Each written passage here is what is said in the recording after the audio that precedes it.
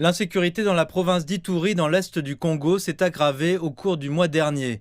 Les affrontements armés entre diverses factions rebelles et les troupes gouvernementales ont fait près de 50 morts et plus de 30 blessés parmi les civils. Plus de 80 000 personnes ont été contraintes de quitter leur foyer et ont trouvé refuge dans des écoles, des églises et des bâtiments publics. Les attaques ont également visé 3 sites accueillant des personnes déplacées à l'intérieur du pays en raison des violences.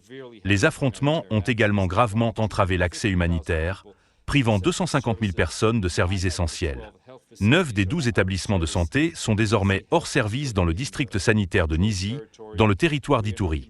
Nos partenaires humanitaires et nous-mêmes sommes prêts à intervenir, mais nous avons besoin d'un accès sans entrave et sûr à ces communautés.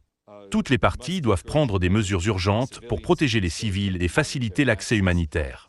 Les civils doivent être protégés à tout moment, conformément au droit international.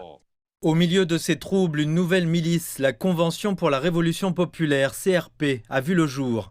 Elle aurait été fondée par Thomas Lubanga, condamné pour crime de guerre. Les affrontements de cette semaine entre la CRP et l'armée congolaise ont fait au moins 19 morts parmi les civils, dont des femmes âgées et des jeunes filles. Thomas Lubanga, autrefois condamné pour avoir utilisé des enfants soldats, avait été nommé membre d'un groupe de travail pour la paix après sa libération, mais il semble aujourd'hui attiser davantage les troubles. En 2024, des experts de l'ONU l'ont accusé d'avoir mobilisé des combattants pour soutenir une milice locale et le groupe rebelle M23, qui a récemment pris le contrôle de vastes zones dans l'est du pays.